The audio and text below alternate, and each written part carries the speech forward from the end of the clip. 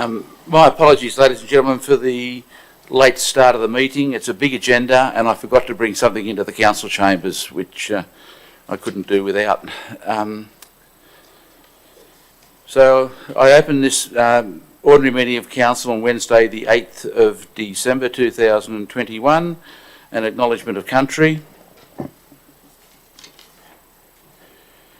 Wingecarribee Shire Council acknowledges the Gundungurra and Tharawal people as the traditional custodians of this land we now call Wingecarribee Shire. I pay my respect to elders, both past, present and emerging.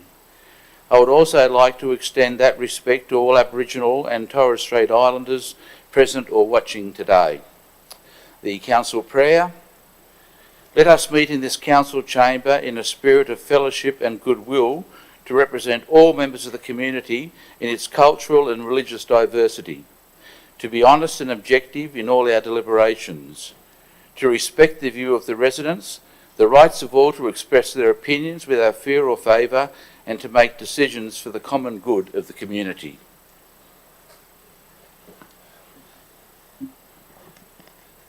Obviously, there are no apologies. Minutes.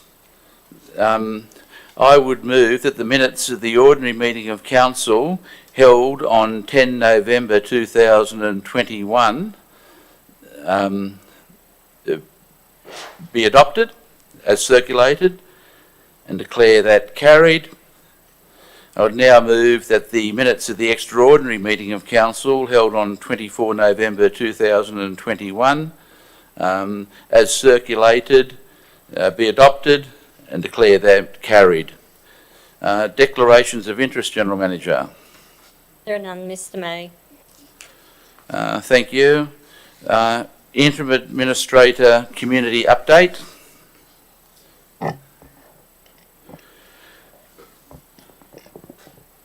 The Bushfire Response and Recovery Review 2021. Council's response has been completed and will be addressed at this meeting.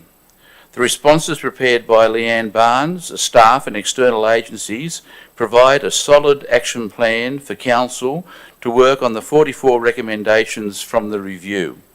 The community can be assured that past failures will not be repeated. I would like to thank Ms Barnes for her work in undertaking and coordinating the responses for the review and the contribution of the following staff. Carmel Foster, Director Corporate Strategy and Resourcing, Marissa Rakamallara, Strategic Governance, Greg Bray, Manager Open Space and Recreation and Building Maintenance and Infrastructure Service, Peter Smith, Manager Design, Construction and Maintenance and Infrastructure Services, John Crawford, Chief Information Officer, Kath Brennan, Coordinator Community Development, David Summers, Coordinator Media and Communications, Amanda Lawrence, Risk Management Officer, Barry Arthur, Manager Environment and Sustainability, Damien Jenkins, Acting Chief Financial Officer, Corrine Buxton, Community Recovery Officer, and former staff Richard Mooney, Rachel Fort, Kylie Stefanuk, and Peter Day. This has been a collaborative cross-organisation project that reinforces the commitment of the Council towards its community-first approach, and also teams working together to improve the service the Council provides both internally and externally. And I've deliberately named everybody so the community sees that this is now a team effort. The coordination and support from the following agencies is valued and most appreciated. Heidi Stratford and the New South Wales Resilience Team, Jeremy Hillman, Trevor Cox, Mark Conlon, Kim Hill, Recovery Support Officer, NRRA, Paul Lloyd and Trish Malone, Regional Emergency Management Officers, New South Wales Police Chief Inspectors Jason Horn and John Kepelick, Lee Cons, Southern Highlands Foundation, Shelley Boyce, and Executive Committee staff from Wallandilly Shire Council, CEO Ben Taylor, and team, especially Ali Dench, Dick Adams, especially Ali Dench, Dick Adams, Regional Recovery Coordinator, RFS, Martin Surrey, and SES, Warren Turner. So this has been a massive project, but I'll have more to say about it when we get to it at the council meeting. There appears to me to be more retracted information on council's publicly available documents, including business papers, than I have experienced in the past. While it is clear that council has statutory obligations under relevant privacy acts, in my view, public authorities need to be more transparent in their operations. Muzzling of information that is, or may be of, public interest does nothing to restore confidence, and is for this reason I have worked to make Wingecarribee more honest, open, and transparent. But this works two ways. Accordingly, I've asked the General Manager to review what is on the Council's website, particularly in relation to development applications online. While for varying reasons some matters could be treated as private and confidential, Council staff should not be treated as intermediaries or umpires, and neighbours should take more responsibility for talking over the back fence. The General Manager and I attended the Illawarra Business Awards held in Wollongong on Friday 19 November. The awards are conducted by Business Illawarra, which of course also covers Wingecarribee Shire area. Small business has been very vocal about the failures of this council, and on this agenda a response to the Small Business Commissioner's scathing report is also dealt with. As a council, we're doing our best to reconnect with the small business community. The Shire was represented at the awards by Mrs Oldbuck's Pantry, based at Berrima, and the Southern Highlands Sand and Soil, based at Braemere. Warrigal was the winner of Outstanding Community Organisation and Excellence in Workplace Culture and operates several facilities in the Southern Highlands. Pepper Green, based in Berrima, was the wine partner and a category sponsor. We look forward to encouraging greater participation in the awards in 2022. My marathon village and township outreach visits are nearing completion. I thank those who have attended for their open and respectful dialogue.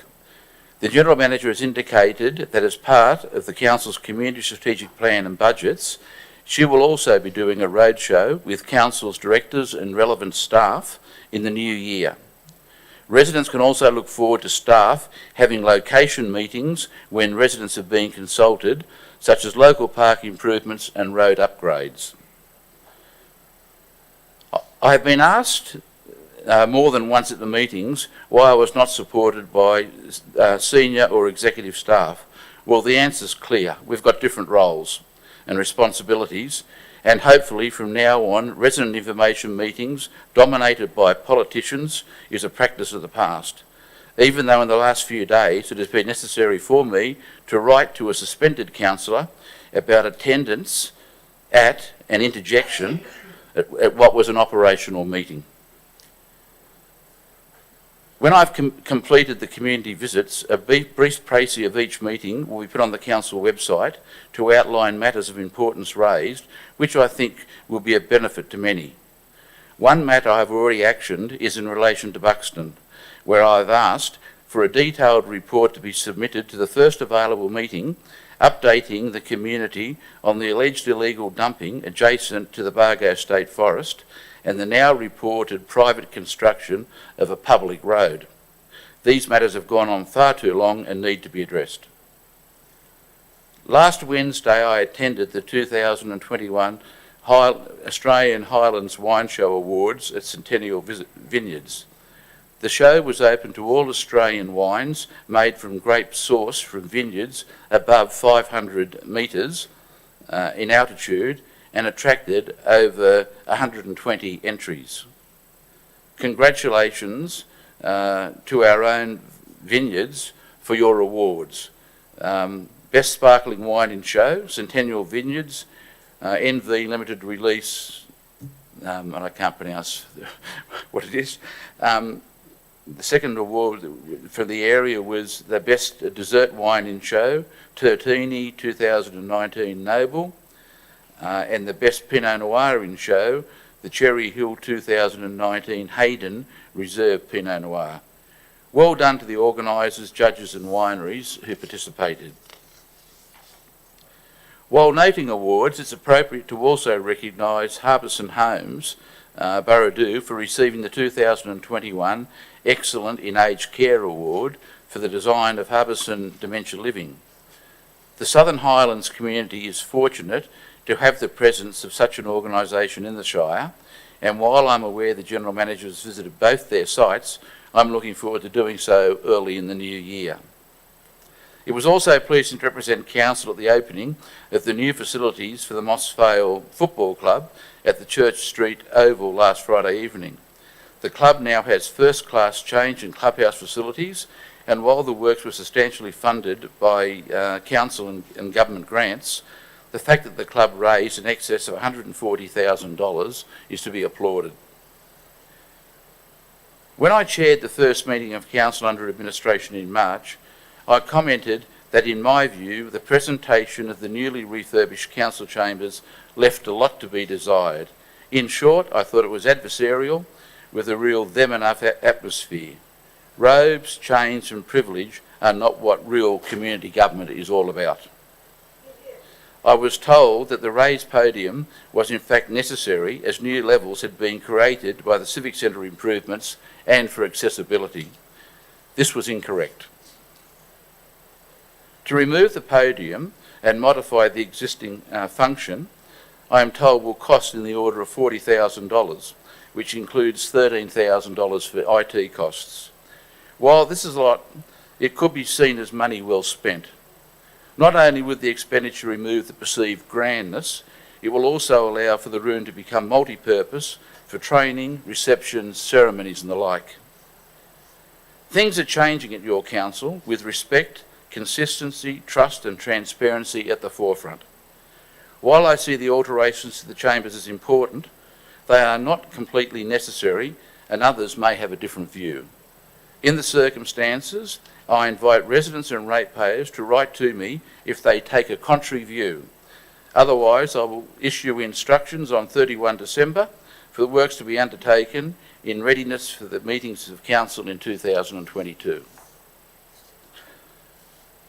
Finally, it was wonderful last night to be in Bowral for the turning on of the Christmas lights by Illa McCartney and Mackenzie Perry from Robinson Public School. Tomorrow I will join Will Archer and Ari Knowles from Exeter Public School at Mossvale and Brittany Way from St Paul's Primary School at Mittagong on Friday. Council's Christmas celebrations are being organised in consultation with local chambers of commerce and village communities and are deliberately focused on community celebration rather than lights, tinsel and banners. Apart from the major display at Corbin Gardens with the Festival of Lights, I am told that this is what the community wanted and there will be a full debrief to be presented at the February 2022 Council meeting. I would move that the minute be noted and declare that carried.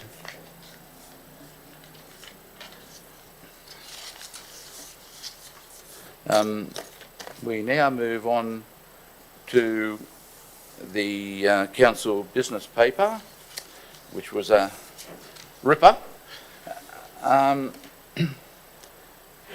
The first item is the Bushfire Response and Recovery Review 2021 Council Response. General Manager. Thank you, Mr May. Ms Leanne Barnes will speak to this item, and Ms Barnes facilitated the response to the reports. Thank you.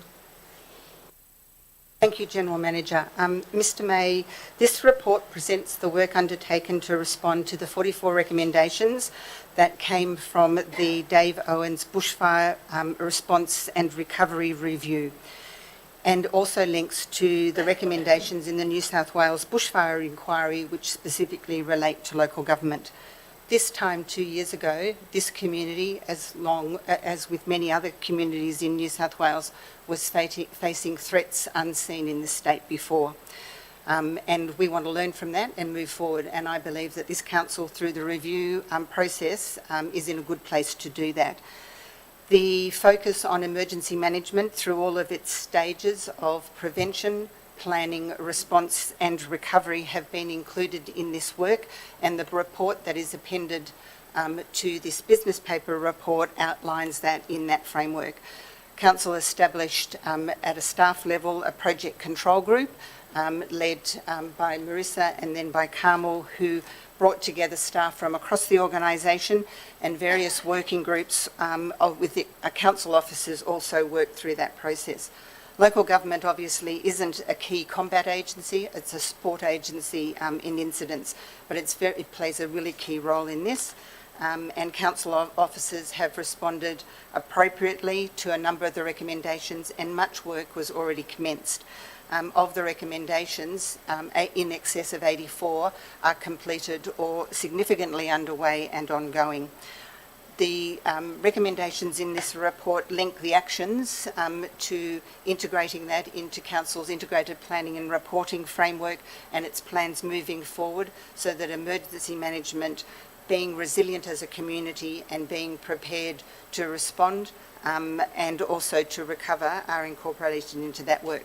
This council also is participating with the Canberra Region Joint Organisation in the federally and state funded program to develop a blueprint for resilience for South East New South Wales, and I believe you are well placed to progress through that work.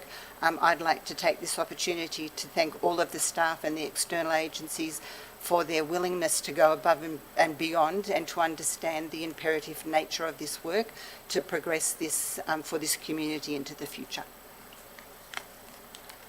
Thank you very much. That just before I've got something I want to say. On the web, is it just words coming up now, or is it so it doesn't appear here to be live? All good? Thank you. Sorry. I didn't want people just hearing you and not seeing you. I'm quite happy for them to hear me and not see me. Look, I've already said thank you in the minute, and I mean it. The community is indebted for the work you've done, in the hope that this will never happen again. And in my village meetings, particularly in the north and south villages, look, they're most appreciative of what the whole team has done, and it's a whole of council response, which to me is very, very important. And I look forward to everything being a whole of council response. And when the councillors' democracy returns, that whole of council include all of the councillors as well. So I think that's all very, very important as a council, as a community, we move forward. I've got I'm going to move the recommendation as outlined on page 3, items 1, 2, 3, 4, 5 and 6, but add a 7, a copy of the Council's Bushfire Response Recovery Review 2021 and associated reviews dated November 2021 be forwarded to the Commissioner, Wingecarribee Shire Council Public Inquiry. That should be capital P, capital I, Public Inquiry. 8, a community briefing be held in the new year for interested residents on Council's response to the action plan. I think it's important that those in the community who want to come and ask questions are afforded that opportunity. Having said that, I declare that carried. Thank you very much. Thank you. We now move to 8.2, the Southern Highlands Bridge Club on page 54, General Manager, 64. Thank you, Mr. May. Before I ask Ms. Rackmalera to introduce this item, just wish to table some correspondence that's been received from the Bridge Club. In summary, they've expressed their disappointment with the recommendation contained in the report. They've provided a chronology of previous events and discussions over the past few years, and also outlined the work that they've undertaken to progress the project, including the engagement of an architect, surveyor and traffic engineer, and I ask that this be tabled and attached to the minutes. And just for the advice of those in attendance and listening, I've read the correspondence. So I'd now like to hand over to Ms. Raccamalera. Thank you. Thank you, General Manager. Council has been working with the Southern Highlands Bridge Club to progress a proposal to build a clubhouse facility since 2018. In that time, Council has provided a lease to a portion of land within the David Woods Playing Fields precinct, approved a development application for the facility, and at a Finance Committee meeting considered a request for a safety net funding agreement in the amount of $470,000. This agreement was to be in the form of a loan to be repaid over 10 years. Although the recommendation of the committee was presented to Council in March 2021, the matter was never formally determined. The purpose of this report is to consider that request. The report provides a detailed history of the matter and an overview of the legislative context in which Council must operate. It recommends that the request be declined and that Council staff work to find a mutually agreeable solution that meets the short and long-term needs of both the members of the Bridge Club through access to an alternative facility and Council representing the broader community through ensuring legislative compliance and organisational sustainability. The report further highlights that the club may be eligible to apply for future funds through a recently adopted approach to the provision of financial assistance, which is expected to be made available in the 2022 calendar year. Thank you very much. Some people mightn't like to hear me saying this, but in my view, this is alienation of very valuable public community open space. And it's unfortunate that I inherited the lease and the problem. It's one of those legacy issues. Having said that, I agree with the officer's recommendation, changing council declines. Or council decline, okay, and a new number 3, on the basis of the council terminating its lease of public land at the David Woods Playing Fields, the General Manager be delegated authority to reimburse the club agreed costs associated with the proposal, including development costs and associated fees. Take out planned. And I think on the basis of the council negotiating the termination of the lease with the club of public land at David Woods Playing Fields, etc., etc.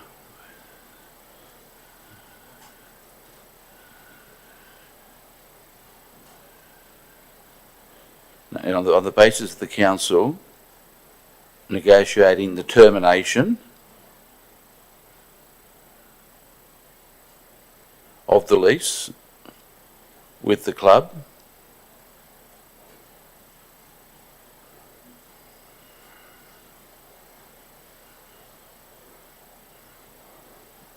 take that out.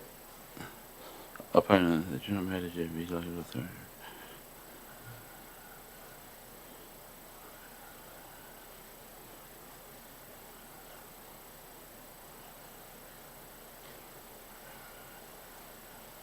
I declare that carried.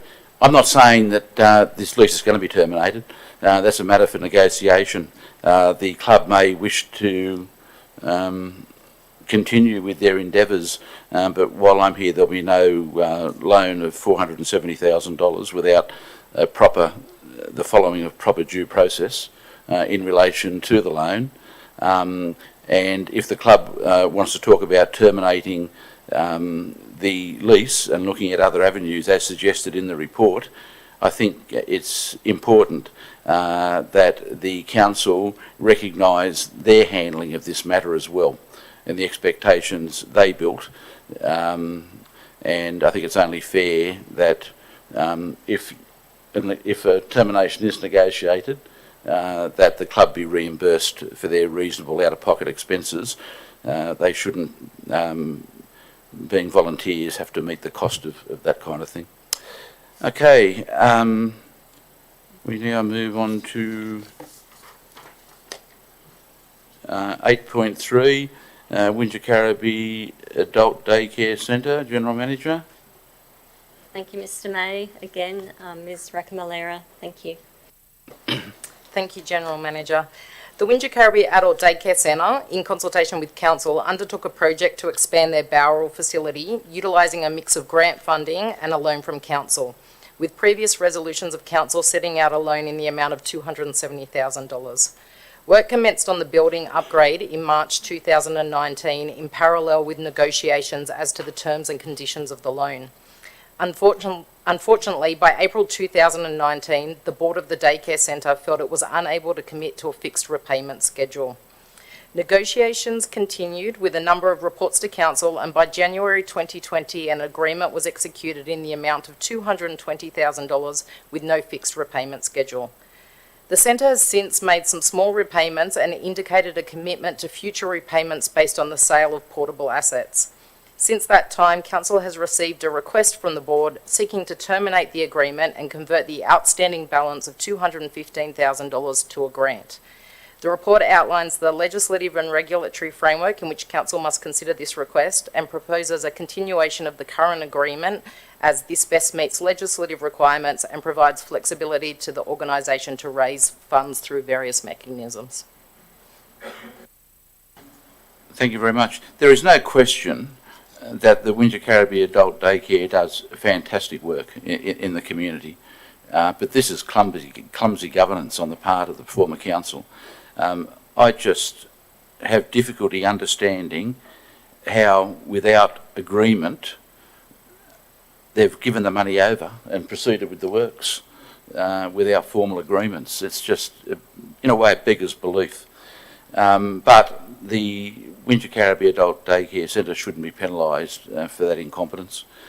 I would move that Council agree in principle with the officer's recommendation and the matter be deferred to ascertain the annual rental payable by the centre for the occupation of its other two locations. There's got to be a way to navigate out of this problem, and I think this may be one way we can look at doing it. I'd also be, I'll declare the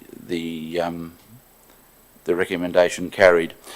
I'd also like to think that in looking at the rental payable for the other locations, you can see what the charges are for the use of those locations at all for individuals, and whether, you know, I don't know whether the council's subsidising the other two or whatever, but I just think there needs to be some more homework done so we can navigate a way out, because there's no question that this organisation does fantastic work. 8.4, Mossvale District Basketball Association. Thank you, Mr. May. Before I ask Ms. Rakamalera to address or introduce the item, I'd like to also table correspondence received from the Mossvale District Basketball Association. An email was received this morning. The email sets out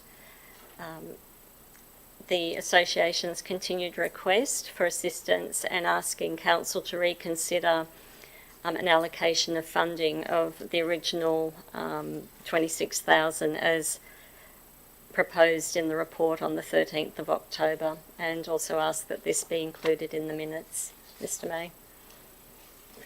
Again, I've read the correspondence. Thank you, General Manager. The Mossvale District Basketball Association operates a facility adjacent to Lackey Park. A memorandum of understanding between Council and the association was signed in March 2021 and outlines a joint commitment to progressing a regional facility in which the Council component and the private component were aligned and complementary. This included an intention to negotiate funding mechanisms for site investigations and planning that benefited both aspects of the project. Council has recently resolved to undertake preparation of a community and recreational facilities strategy. and, as a result, has paused work on the Lackey Park Regional Sports Facility. This decision impacts the Basketball Association's plans to develop an indoor sports hub, for which they had previously requested financial assistance in the amount of $25,610. While Council was considering options for the site, the Association submitted a formal request for additional funding to a total of $110,000. The purpose of this report is to consider that request. The report sets out a number of options and legislative requirements that Council must consider in regard to the matter.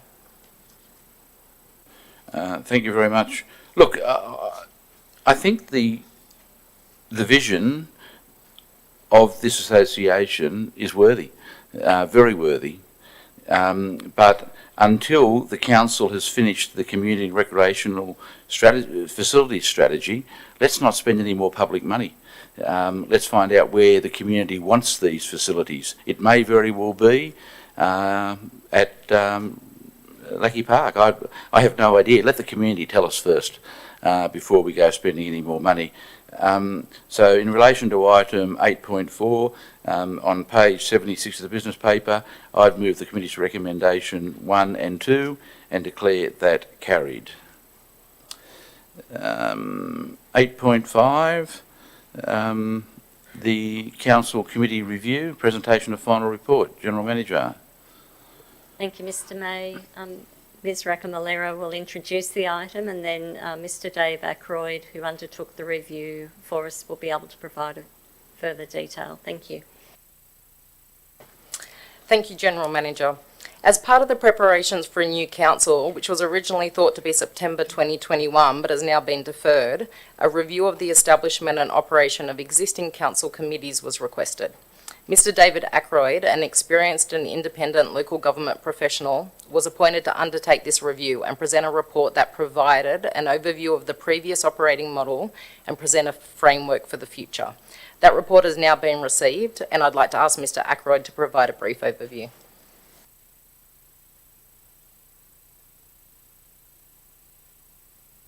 Okay. The report is split into two sections, the advisory committees and the section 355, or what's commonly known as the volunteer management committees. The process of the review that I undertook was a review of the surrounding councils and examining the structures that were in place in those councils, looked at new models in both city and rural areas, and also looked at some new guidelines that were published by the Office of Local Government in relation to integrated planning and reporting and their relationship to advisory committees and their links to the community strategic plan. In terms of engagement, I undertook engagement with the full executive at council, staff who were engaged in the committees over several years, and also talking to one or sometimes two representatives from each of the advisory committees. I also spoke to two members who were drawn from the section 355 committees of council.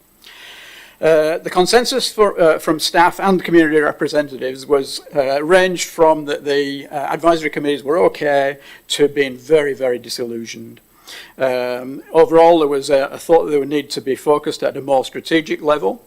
Councillor involvement was described as either very efficient to being based on self-interest. In terms of the very efficient model, it was really considered that they were almost too efficient and that the community didn't get enough chance to actually have input into the policy development process. There was a feeling that the committees were told what was happening rather than being engaged in policy development, and the links to the community strategic plan were frequently not made too clear.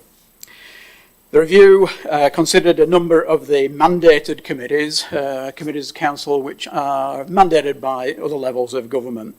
By and large, these committees, committees like the Traffic Committee, the Emergency Management, are well governed, they have a specific framework and are well managed. And again, the feedback on those committees was pretty good overall. And so a number of recommendations relate to these committees continuing as is.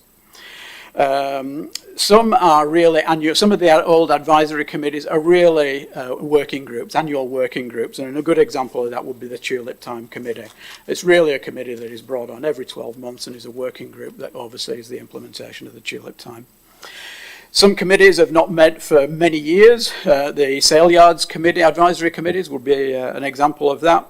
And some need winding up. And the Joadja Committee is probably the prime example of that, that's not met for a number of years. But there are issues with it that do need resolving, that need working through. What is left from those committees is really, it broadly falls under the following areas: environment, infrastructure, community, sport, and economic interests.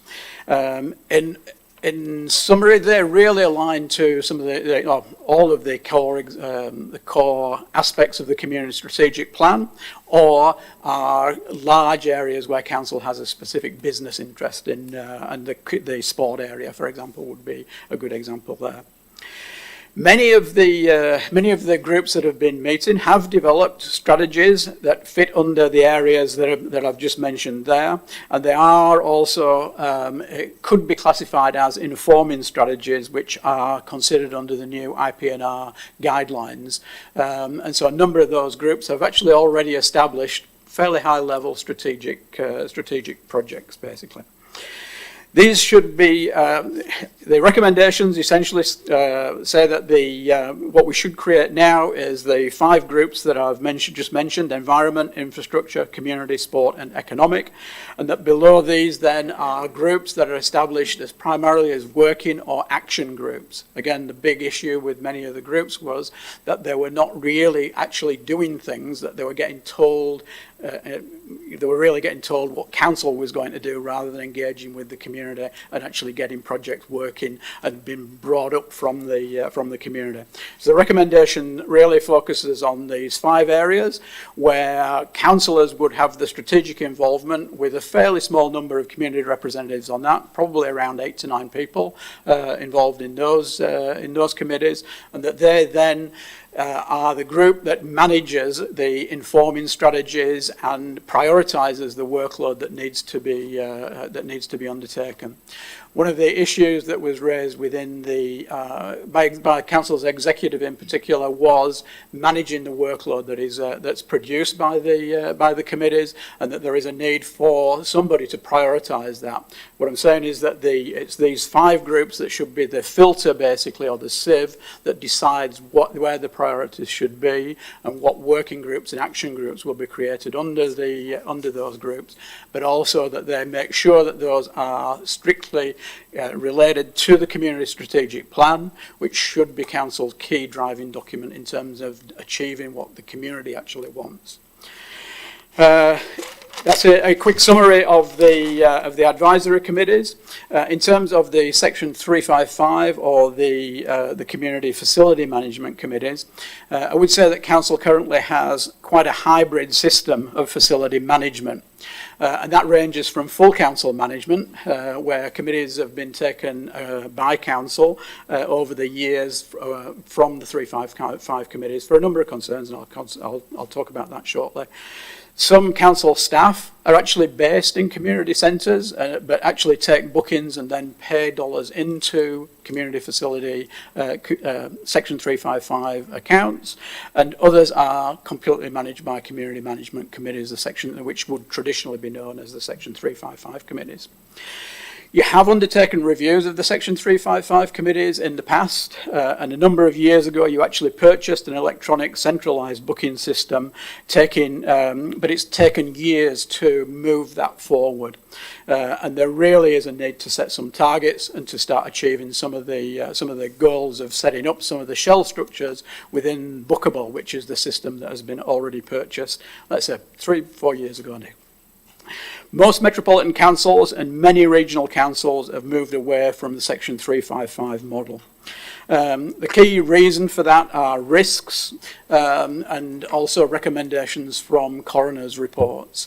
There have been some tragic accidents in some of the facilities, which has resulted in directions from coroner's courts for council to have a much more hands-on approach to the management of facilities. In addition to that, customer service is another key issue, and there are varying levels of customer service provided across the Section Section 355 committees, which is difficult for council to manage. They're local committees and they take different approaches. The Office of Local Government itself has in the past raised a number of concerns and has issued memos to councils to make sure that they are thoroughly reviewing the operation of the committees, and in particular focusing on safety of users and of the management committees themselves, and also in their financial management. And memos have been issued, instructions have been issued to councils. In 2016, I think there was a specific memo that was issued that encouraged council to undertake those reviews.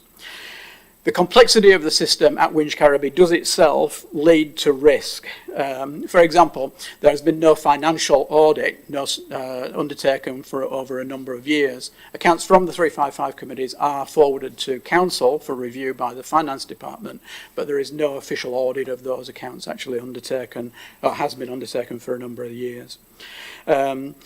Having said that, some of the 355 committees do an amazing job. The East Bowral Community Hall would be an excellent example of that, where I would doubt if council could actually meet the customer service standard that is achieved in that committee.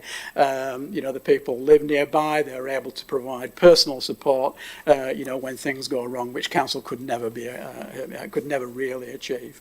However, the risk is high in terms of the Section 355 committees. So the recommendation that I make is to phase out the 355 committees over a staggered period.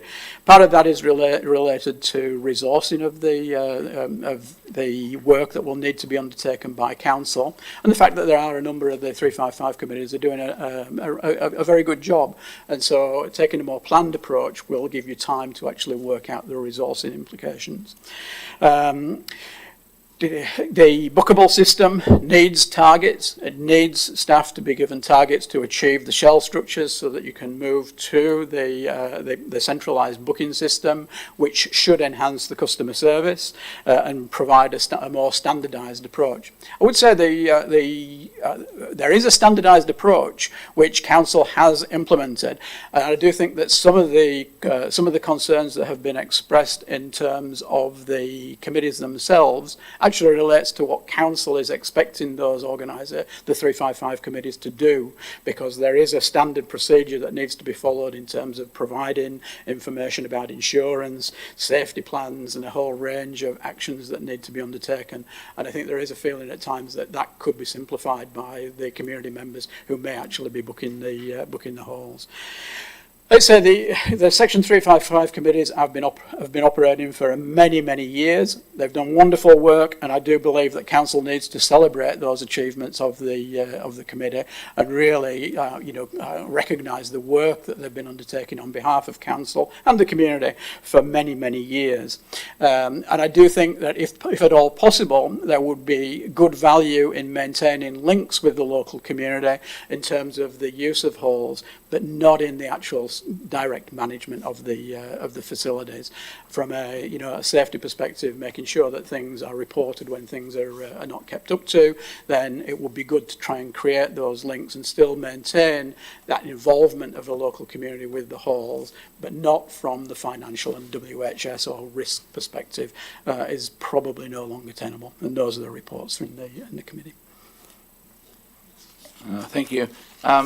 I may be a little bit more cautious than you. I take the view, never alienate a well-meaning, hard-working volunteer. And I hear what you're saying, you wouldn't either, but there are problems associated with all of this. And it's two-way traffic.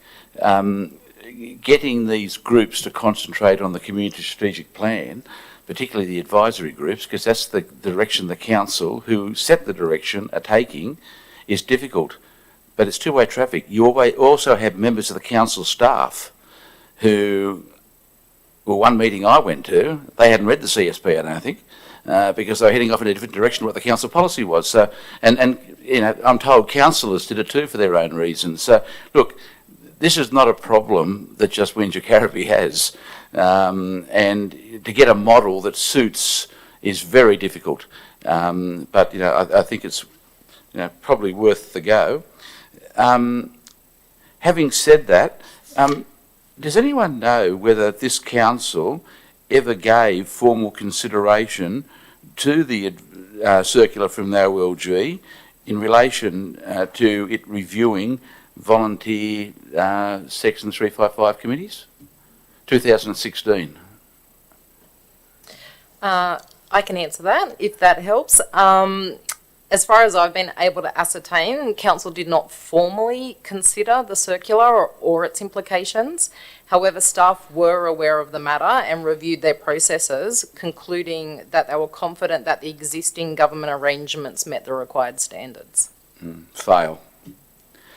All right, well, look, in relation to, and that wasn't not your fail, it's whoever those decisions failed, because you've only got to go to the villages and talk to the operators and talk to the users.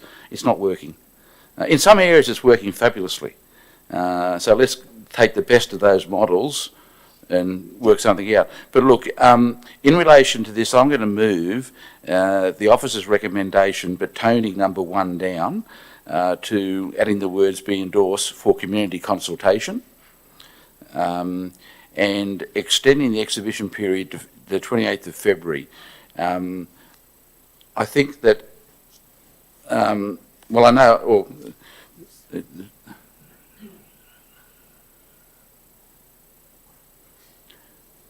I declare that carried.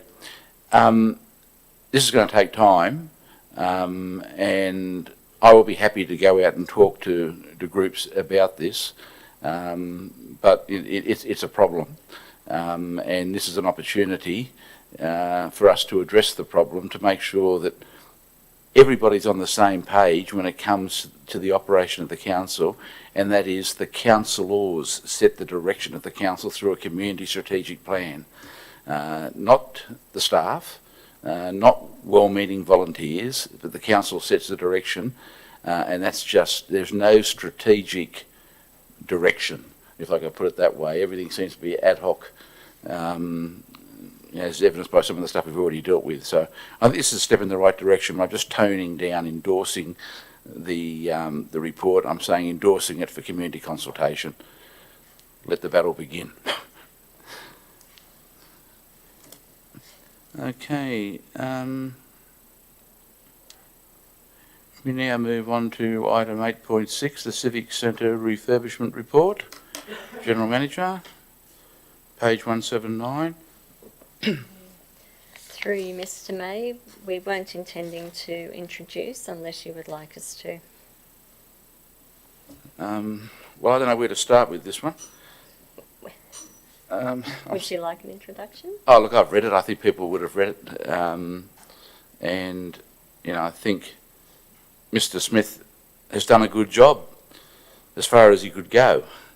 In effect, this report leads you to more questions than it answers. You know, I take the view no wonder councillors and residents were rightly asking questions about the financing of this development. I'd best describe it as financial musical chairs, I think. But both the Finch and the Smith reports confirm that the funds were allocated, but how they got there is very, very, very confusing. The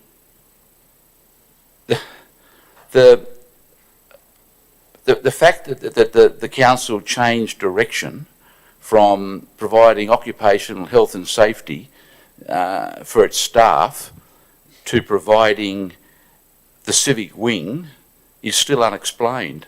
I spent a lot of time on the weekend trying to find stuff in minutes. I think that the council's resolution of the 9th of December is scant. I can't find a business case, and I just can't find where the council has changed direction in relation to these matters. But, you know, I don't have available to me the information that the officers have available.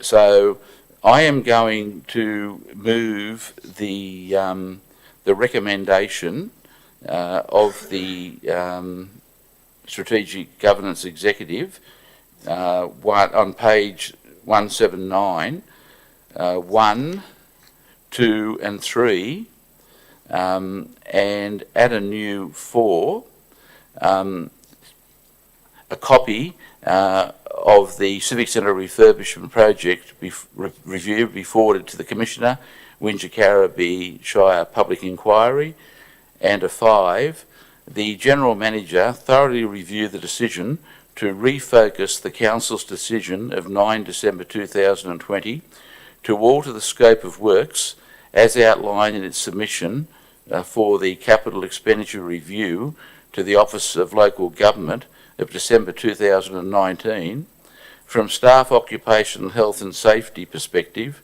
to using a void detailed as further office space and meeting rooms to the Civic Wing, and that's in the submission that they put to the Office of Local Government, including internal emails and file notes, plural, business case, loan application and approval from the Office of Local Government, councillor workshops and briefing minutes and associated material as the General Manager might discover.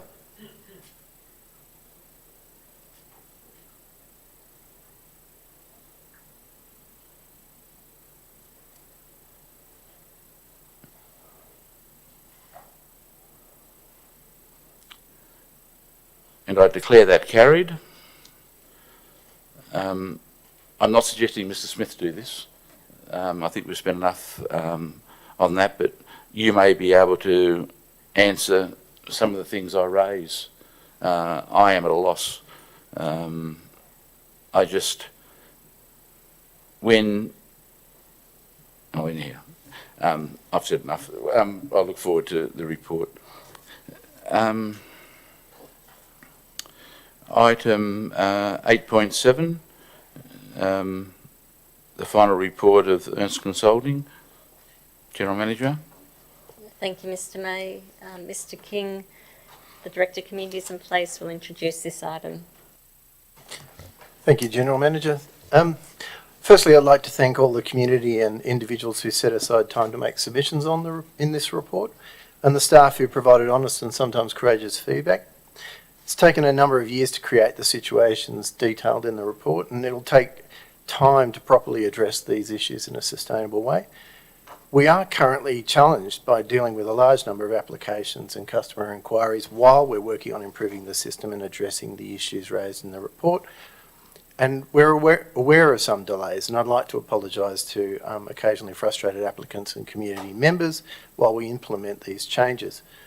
Despite a lot of effort from staff in customer service, development planning and certification and compliance areas, we know that we aren't currently meeting high customer service standards. We are taking steps to improve our website information, streamline the technology, particularly relating to the planning portal, fill vacancies, and move to a booking system for duty planning inquiries to free up time for our professionals to complete applications and assessments and to communicate better with existing applicants and objectors. So our main objective in addressing the issues set out in the report are to simplify and improve planning services in the council for everyone, so people don't need to employ advocacy services to navigate an unnecessarily complex and sometimes opaque planning process created at Wingecarribee over the last 5 to 10 years. Thank you. You raised it, I'll ask the question. Why do people feel the need to employ lobbyists to deal with this council? You've been here a few months. Yeah. It's not isolated to this council, but I think it's... Sorry, thank you. It's not isolated to this council, but I think it is a symptom of the lack of information and clear processes in a council that people feel it necessary to employ advocates or consultants to navigate it. Generally, if you have good professional consultants in planning and design and good internal processes and staff and good communications and systems, you can avoid those additional requirements. I think people get frustrated and look for other options for ensuring that their applications are dealt with in a timely way. my workload has been eased by the fact that Ernst Consulting thought it necessary to consider the 80-odd matters be maintained as confidential. Is that to protect not only the residents but the staff who have been open and honest in their responses?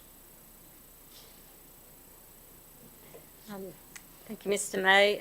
There are personal details contained in the additional or supplementary report that Ernst Consulting has provided. With those items, I'm working with the Director of Communities in place to, where we can, address some of the outstanding issues. Other matters are quite old, and it just will not be possible to take any further action on those items. Okay. In relation to this item, I would move the officer's recommendation on page 221 of the business paper, 1, 2 and 3, and declare that carried. Item 8.8, the plastics recycling facility. General Manager? Thank you, Mr. May. We weren't intending to introduce the item. What I would say, is that we are awaiting the release of the EIS, the Environmental Impact Statement, before Council can form a view. We will be adding information to Council's website so that there's clear communication to the community about the proposal and Council's role, and the view is that once that EIS is released, we'll be making a submission, and that submission will come to Council before going into the Department of Planning as the consent or the determining authority. Thank you. Look, this is a very difficult matter, but I think this is the way to go. I am certainly not going to say one way or the other until I've read everything.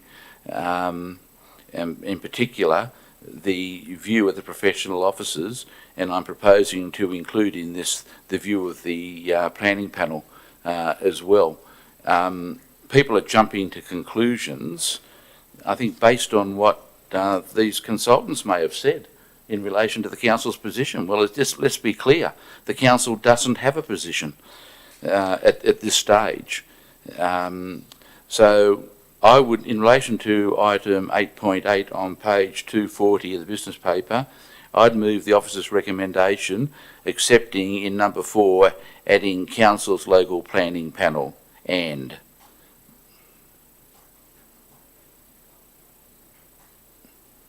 declare that carried. And if I can congratulate the author of the report on also seeking a social impact assessment in relation to this matter.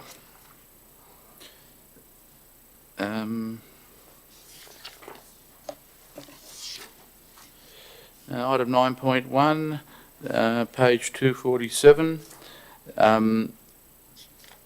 This is not being introduced, this matter.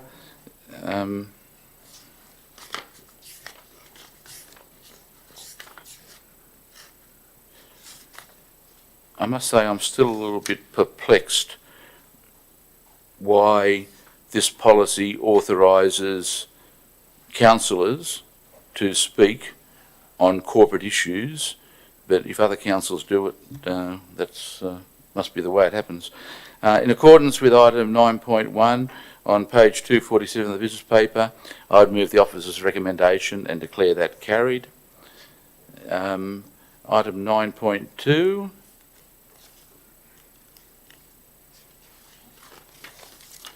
It's not being introduced. I would move the officer's recommendation in relation to item 9.2 on page 256 of the business paper and declare that carried. Item 9.3 on page 266.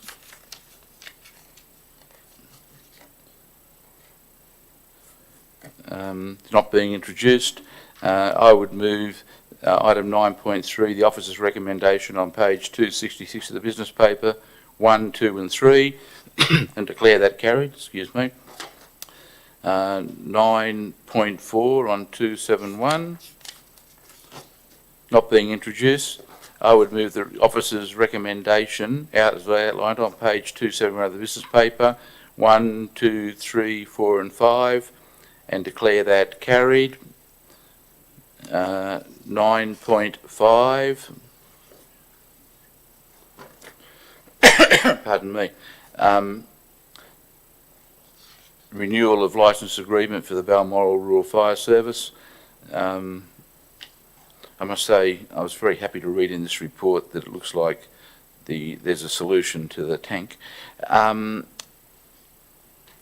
I would move the officer's recommendation in relation to item 9.5 as outlined on page 276 of the business paper, 1, 2 and 3, and declare that carried.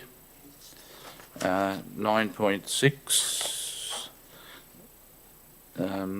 on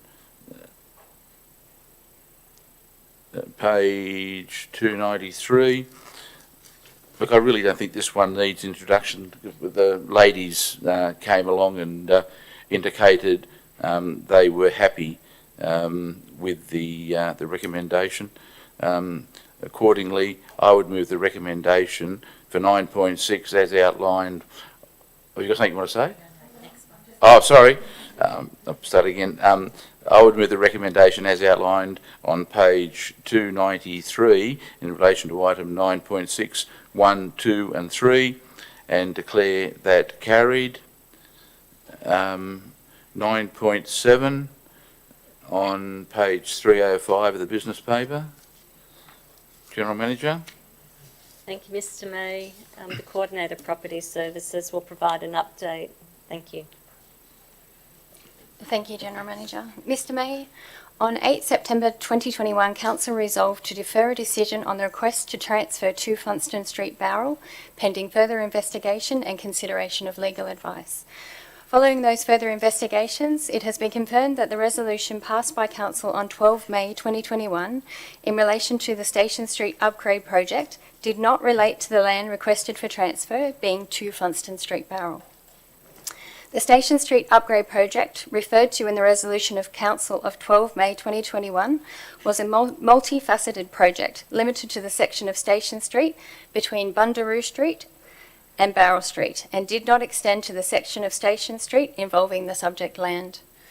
This report is now presented to provide an update to Council and to seek further resolution for a traffic and transport study to be commissioned to assess future road requirements and options for traffic management within the Barrel CBD, with a further report to be provided to Council following completion of that study. Thank you. I think the conclusion says it all.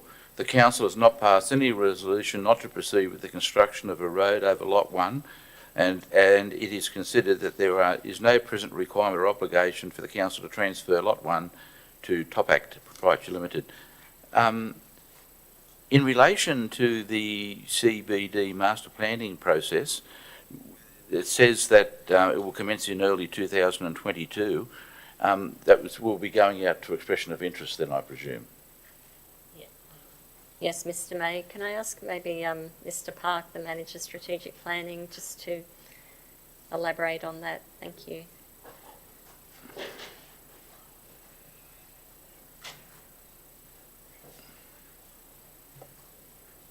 Am I on? Yep. Sorry.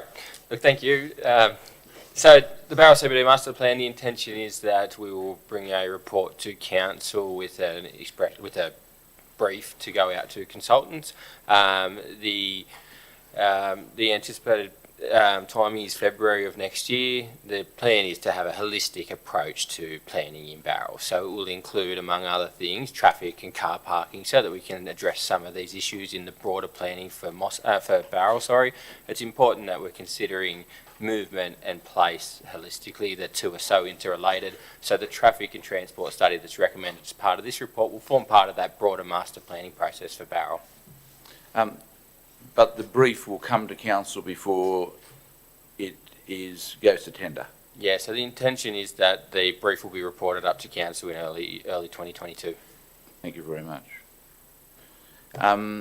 In relation to item 9.7 on page 305 of the business paper, I would move the recommendation 1, 2 and 3 and declare it carried. One question before we move on in relation, it reminds me, has the Station Street information package been released?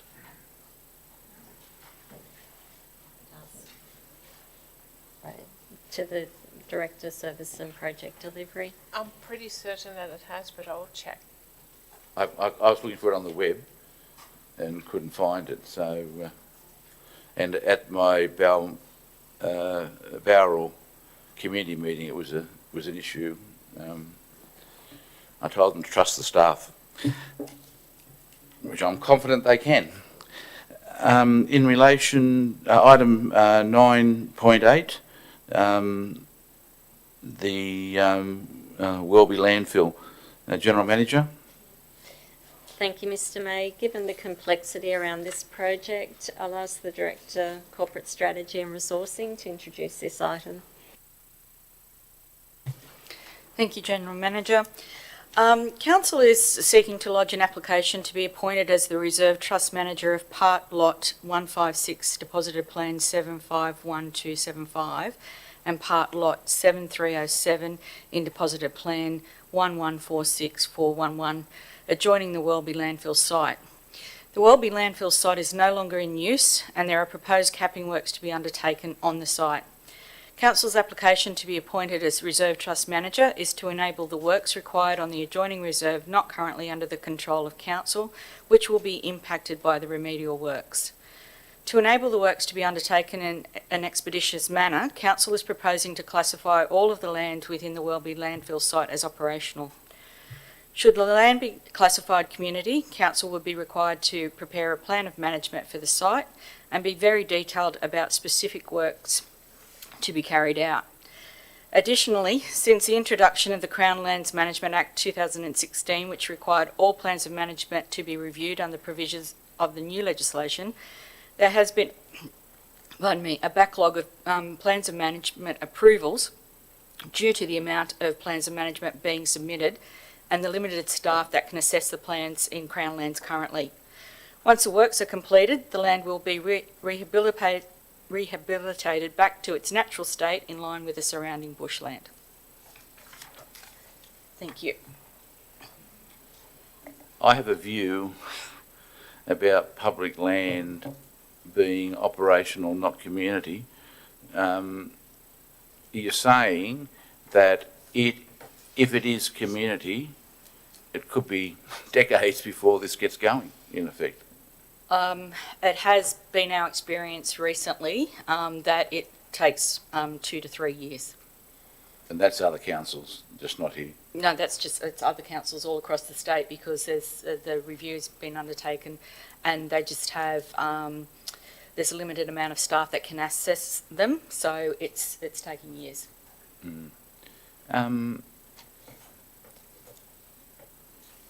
Can we add a number 3?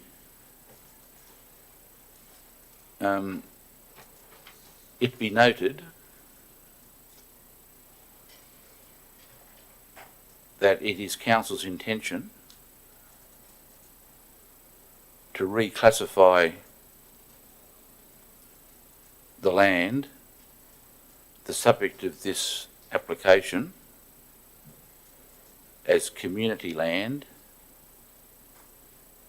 upon completion of the, what are the works? They're remediation works. Have you got any objection to that? Okay, with number 3, 1, 2 and 3, I declare that carried. I'll have more to say about Welby Tip when we get to that matter.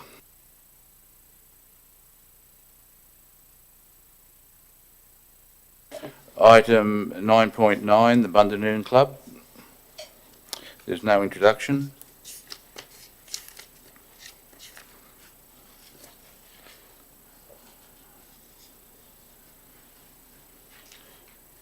And obviously the club was happy with the negotiations. So they knew it was coming onto the business paper tonight? Good. Okay, in relation to item 9.9 on page 317 of the business paper, I would move the officer's recommendation and declare that carried. 9.10 on 324.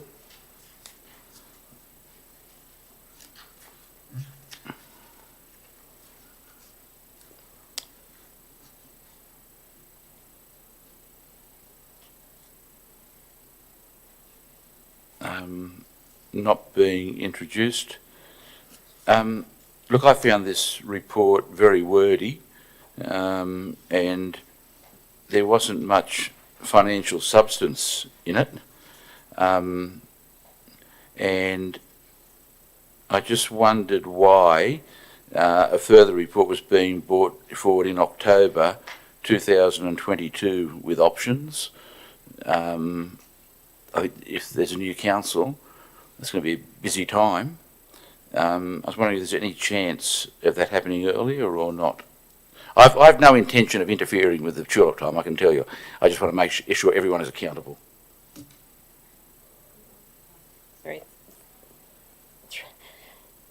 Sorry. Thank you, Mr. May, to the Director of Corporate Strategy and Resourcing.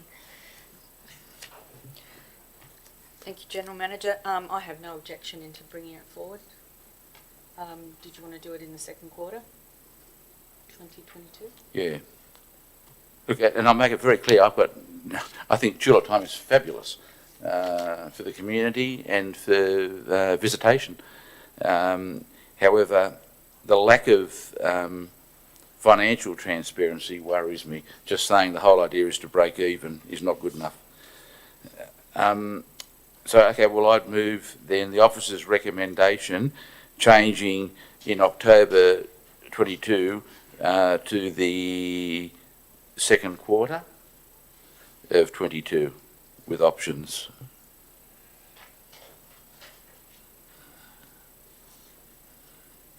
Declare that carried. Rates, water and sewage subsidies, page 330. Oh, this is the one I deferred because of mainly about relation to the Scouts. Not being introduced. I'm just interested, does Sydney Water Board, is that what they're called, Sydney Water,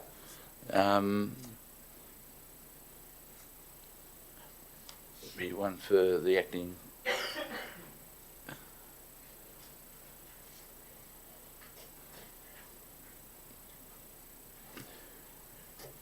Do you know whether Sydney Water gives subsidies to schools and religious bodies and the like in relation to water and sewerage? Oh, I'm not sure, Mr. Mayor. I'd have to take that on notice and follow that up with those water authorities. Mm.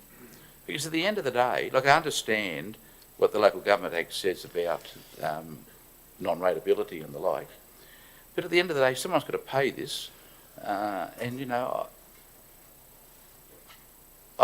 people have been coming to me about the lack of money and doing it tough, particularly during COVID, and this kind of thing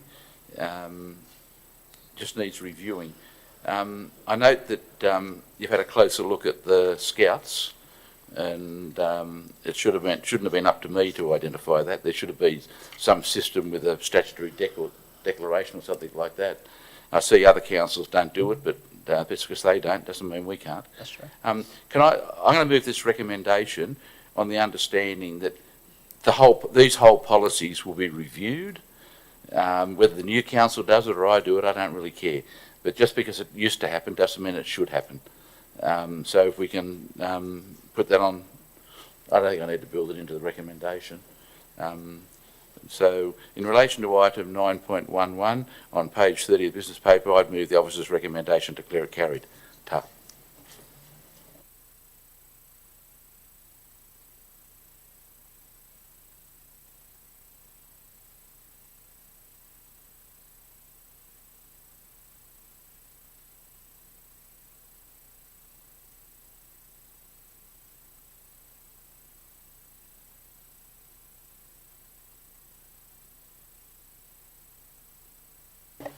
well, I congratulate the Medway community on this, and all communities should be helped if they want to get local committees going. In relation to item 9.12 on page 340 of the business paper, I would move the officer's recommendation and declare it carried. 9.13, instrument of delegation to the Mayor. It's not being introduced. The Mayor here didn't have delegations previously, or were they ad hoc? How did you operate then? Okay, in relation to item 9.13 on page 343 of the business paper, I would move the officer's recommendation and declare it carried. Item 9.14 on page 348, an update on the governance review. It's not being introduced. I would not congratulate the staff on making headway with this. I know a lot of the reviews I've asked for, of course, a lot of extra work, but someone had to ask for it and someone had to do it. In relation to item 9.14 on page 348 of the business paper, I would move the officer's recommendation 1 and 2 and declare it carried. 9.15 on page 352, it's not being introduced. Sorry, apologies. General Manager. Thank you, Mr. May. Just to table, I've received correspondence from the Southern Highland Key Stakeholders Group Visitor Economy Facilitator this morning. In his email, he's expressing support and recognises the positive movements that have been made in relation to economic development and support of local business. He's also put forward suggestions for improving approvals for public events, and that's something that the Director Committees in place will be taking forward, and I'd like to table that correspondence to be included in the minutes. Thank you. And just before I came into the meeting, I received correspondence from Destination Southern Sydney offering their support. And I'll ensure that that is attached to the minutes too for the public record. In relation to this matter, item 9.15, the Small Business Commissioner's report on page 352 of the business paper, I would move that the officer's recommendation be adopted. Further, the Commissioner, Windsor-Carriby Shire Council Public Inquiry, and the Small Business Commissioner be provided with a copy of the update. I'll declare that carried. Next item is 9.16 on 363.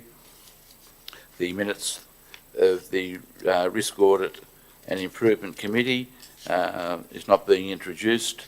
I would move in relation to item 9.16, the officer's recommendation as outlined on page 363 of the business paper, and declare it carried. The Bowral Classic on page 372, in wishing them well and wishing the small businesses across the Shire well in the first major event that's come back to us since COVID. I have pleasure in moving the recommendation as outlined on page 917, on page 272 of the business paper, item 917, the officer's recommendation 1 and 2, and declare it carried. Item 10.1 on page 375.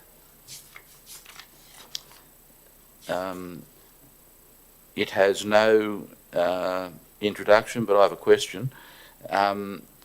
In relation to this matter, do we have a formal process for managing conflicts and disclosure and perception of conflict? General Manager? To Mr. King. Through you, Mr. May. As part of the responses to the tender, there was a mandatory schedule required from all of the people putting in submissions. to provide a written statement of conflicts and fair dealings. And this requirement will also be included within the contracts should the report be approved. And staff will also be requiring a written declaration on individual applications before they're provided to contractors to ensure that there are no other conflicts of interest relating to that in terms of projects or past clients. So yes, within the contracts there will be some processes to ensure that there are no conflicts of interest. Can I ask that that be recorded in the minutes, just as advice? This is an issue in the community. It's an issue for me too. I'm not saying anything's done anything wrong, but it's perception. In relation to item 10.1, Development and Certification Services Panel, I would move the officer's recommendation as outlined on page 375 of the business paper, 1, 2 and 3, and declare it carried. We now move on to Welby Landfill on page 383 of the business paper. There's no introduction of this matter, but I'm happy with the recommendation, but it doesn't detail costs or timelines. And I understand the complexity of this, but it doesn't say the cost or the timelines, or more importantly, how are we going to fund it? So we don't waste time. Could I move the officer's recommendation as outlined on page 383 of the business paper? I'd move the officer's recommendation be adopted and a further report detailing cost estimates and timelines be brought to council.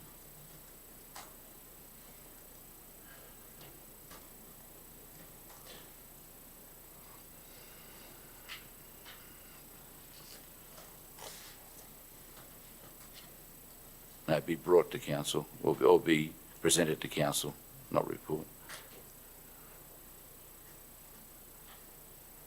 Is it brought or presented? Change it to presented.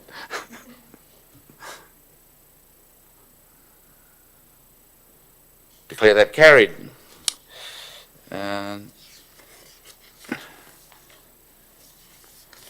Next item is the funding of the state government green waste, and it has an introduction. It does. The Manager Open Space, Recreation and Building and Maintenance will introduce the item, but before he does, I just wish to acknowledge his work and the work of his team in pursuing this grant and also keeping affected residents abreast of the advocacy work of the team in securing the grant. Thank you, Mr. Bray. Thank you, General Manager. The purpose of this report is to formally advise Council of its successful grant application under the New South Wales State Government's Environment Protection and Authority's Bushfire Generated Green Waste Cleanup and Processing Program. The New South Wales State Government introduced a $95 million suite of bushfire recovery programs, which are aimed at addressing the management of bushfire generated waste. Part of this suite of recovery programs is the EPA Bushfire Generated Green Waste Cleanup and Processing Program. In October 2021, the New South Wales Government announced Wingecarribee Shire Council was one of 15 regional councils to secure funding under Stream B of the Environmental Protection Bushfire Generated Green Waste Cleanup and Processing Program. Stream B of the Bushfire Generated Green Waste Program allowed individual councils to apply for up to $3 million of assistance, depending on the quality of the documentation provided in the funded application. Wingecarribee Council are one of 3 councils that applied for private and public programs and subsequently awarded funding greater than the $3 million allocated grant allocations, with an additional $1.592 million committed to additional green waste removal. The program will commence December 2021 and will be completed prior 30 June 2022. In broad terms, this program will focus on fire damaged trees and public or private land that pose a significant risk to safety, remove tree stumps and piles of green waste vegetation generated from the 2019-20 bushfires.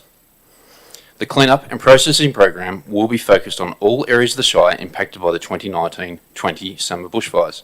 The scope of works covers 171 public and private project sites and is expected to repurpose 11,386 tonnes of green waste. Funding provided under the bushfire generated green waste cleanup and processing program is a substantial and welcomed and will assist with the continual cleanup as communities rebuild following the devastating 2019-20 summer bushfires. Thank you. Thanks for that, and I echo the words of the General Manager, and I express my disappointment at some of the emails I got copied into from residents, which I thought were totally inappropriate, and I've written to a couple of them and told them so too. The council officers are just doing their job. If they're the meat and the sandwich, it goes with the territory, but not in the terms that some people have written in about. But I saw one did retract, so that's good news. In relation to item 11.2 on the page 388 of the business paper, I would move the officer's recommendation 1 and 2 and declare it carried. 392, Mossvale Cemetery upgrade. This has no introduction. I would move the officer's recommendation in relation to item 11.3, Mossvale Cemetery upgrade, as detailed on page 392 of the business paper, and declare it carried. 11.4,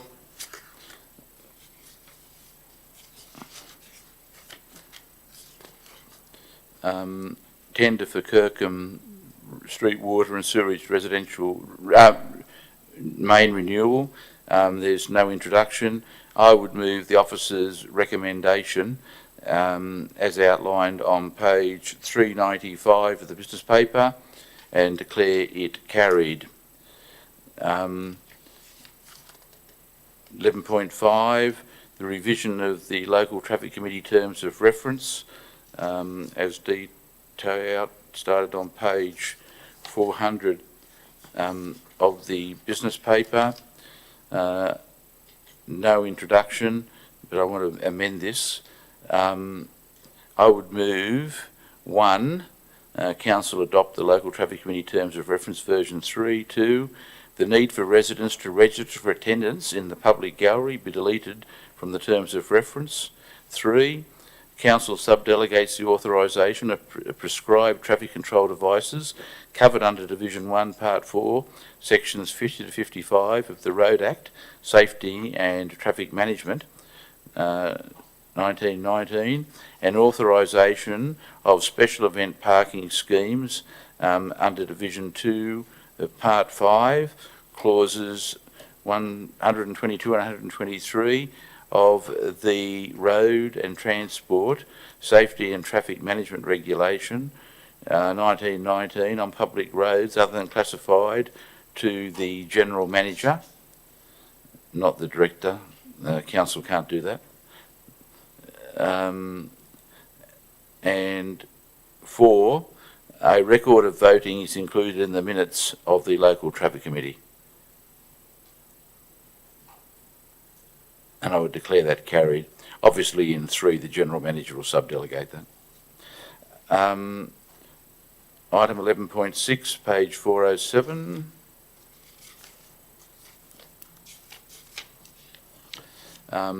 Classification review and regional road transfer. Wouldn't this be lovely? It's not being introduced, I would move the recommendation for 11.6, item 1 on page 407 of the business paper and declare it carried. 11.7,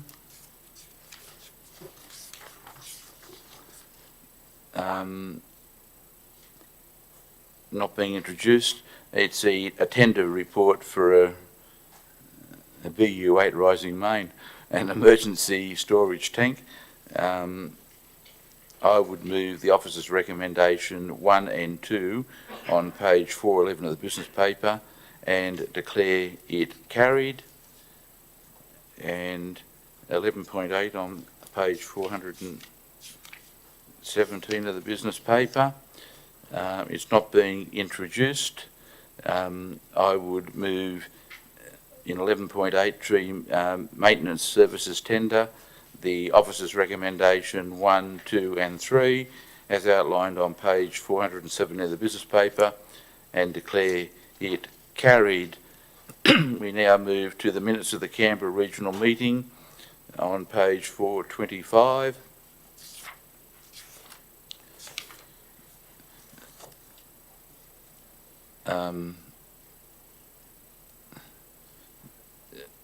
It's not being introduced.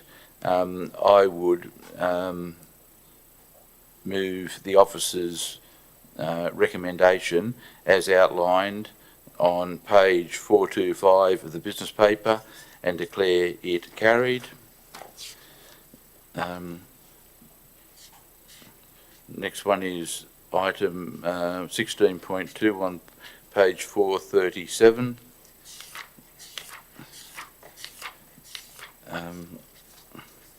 Of the business paper. It's not being introduced. Madam General Manager, could I have recorded in the minutes the declaration I made at the meeting, if you don't mind? It is not a declaration that's necessary to be formalised, but it's something I just want to be very clear about. In relation to item 10.2, at 12.2, I'd move the officer's recommendation as outlined on page 437 of the business paper and declare that carried. So endeth volume 1.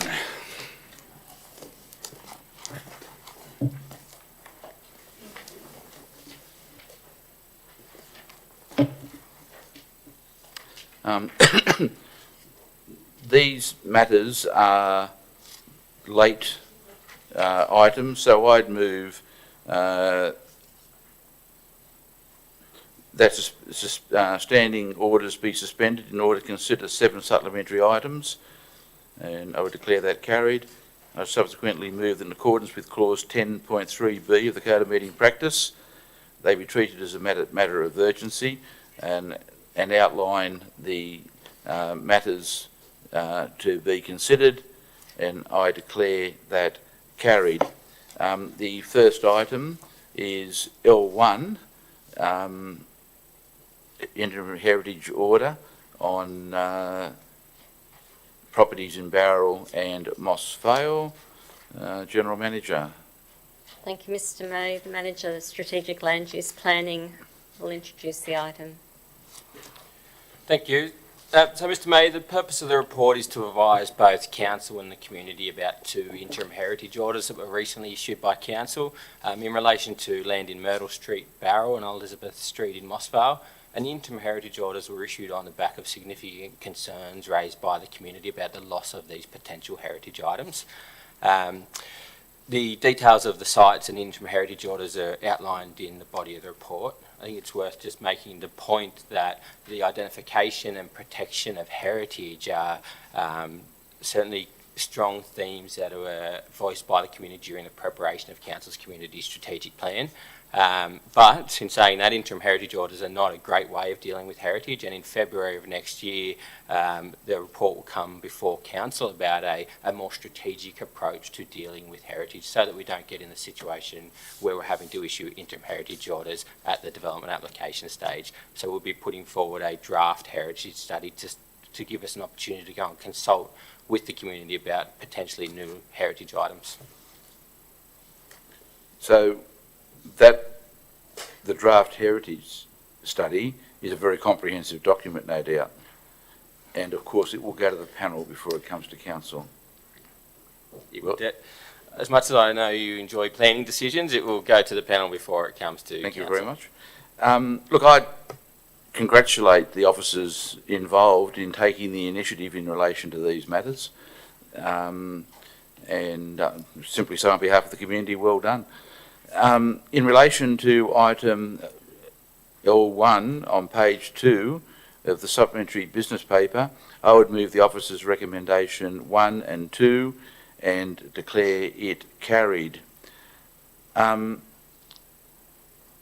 If I could deal with items L3, L4 and L5 together, this in no way, what I'm doing, should be taken to read that I agree with what that consultant who spoke to us earlier, I forget his name, in relation to the railway parade matter.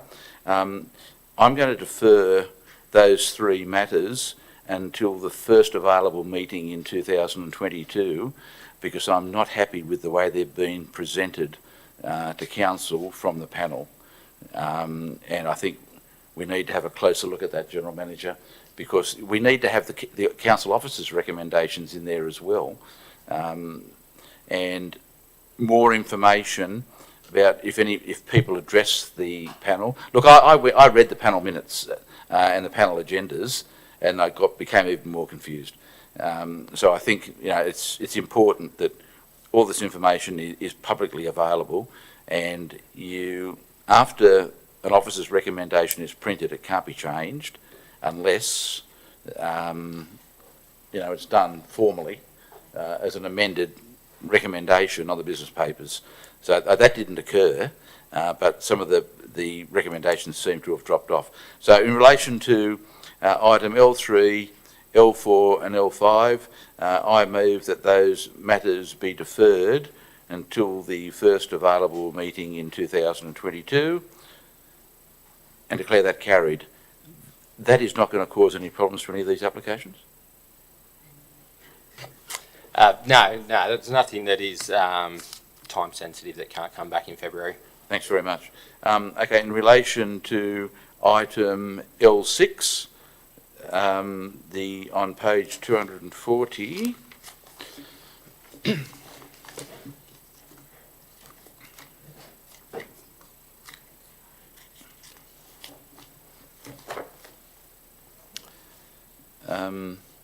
it's not being introduced, and again another good news story.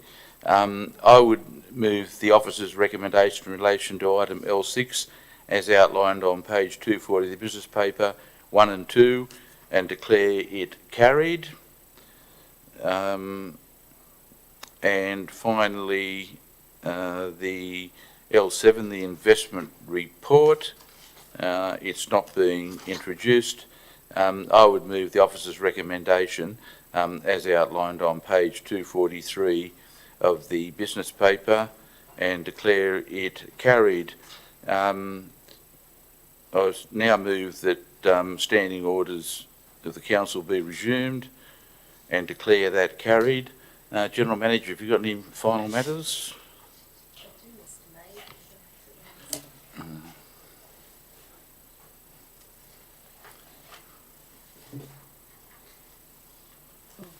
Thank you, Mr. May. Just before we conclude tonight's meeting, we've had a massive business paper of over 750 pages of reports and attachments, and it is a massive business paper and reflects the significant work that's underway within the organisation. And before we break for the Christmas period, I just wish to acknowledge and thank all of the staff, the management team and the new executive for the way in which they've conducted themselves this year. It's flown past.